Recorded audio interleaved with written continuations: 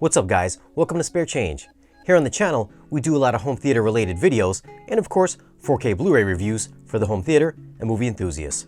So if you're new here, consider hitting that subscribe button. In for a review today, we have A Wrinkle in Time on 4K Blu-ray.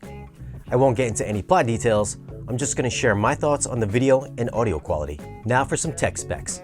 The movie was shot in 3.4K. It's rated PG, runtime is 109 minutes, aspect ratio is 239:1. So there will be black bars when viewed on televisions.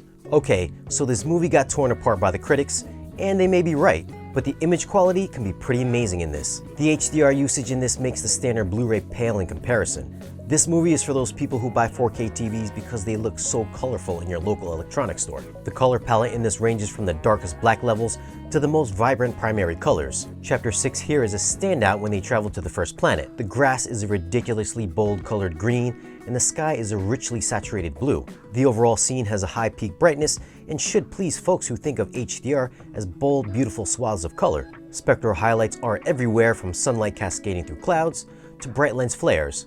Black levels were also solid with smooth gradational tones, although the beginning of Chapter 12 did show some questionably grayish blacks.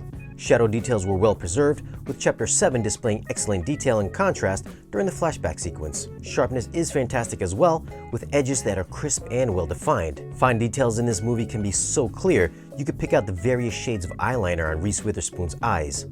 I even saw that the principal was wearing contacts. The costumes on all three misses were highly rich in textures, with every stitch visible. Backgrounds were also rich in detail, although the digital backdrops were clearly fake looking and looked kind of flat. The entire movie is crystal clean, but there is a hint of softness here and there. And for all the grain haters out there, this is a grain-free presentation. It's called Lift! Audio was done in Dolby Atmos, and I know many folks out there are worried about these audio mixes from Disney, but I'm here to say that yes, this mix still isn't the greatest. Now this isn't as bad as The Last Jedi or Thor Ragnarok, but it still falls a little short on dynamics. I didn't have to raise my volume quite as high as the aforementioned movies, but it was still a bit higher than most. I noticed every time a song would play in the background, it just wasn't wide or detailed enough to be heard. And turning up the volume would lead me to turning it right back down after the song was done, because then the dialogue would be too high. Soundstage was sufficient, but came off as being restrained and not as spacious as you'd expect from a big budget movie.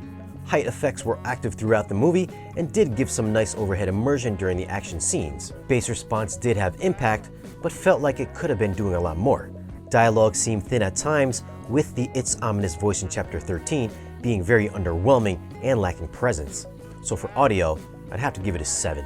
It just didn't do it for me. For video, I'm gonna go 9.2. This is the saving grace for this movie, even if it's not the most interesting. The image is clean and crisp with reference quality HDR. If you have a high quality display, then this would be a great movie to show it off. Now if you want to pick up this disc, I'll leave a link in the description down below. It helps out the channel by using those links, which helps us bring you more content like this. Leave us a comment down below and let us know what you thought about this movie. And if you enjoyed the video, give it a thumbs up. Be sure to check out our social media links. And if you're new here, hit that subscribe button. And we'll see you guys again in the next one.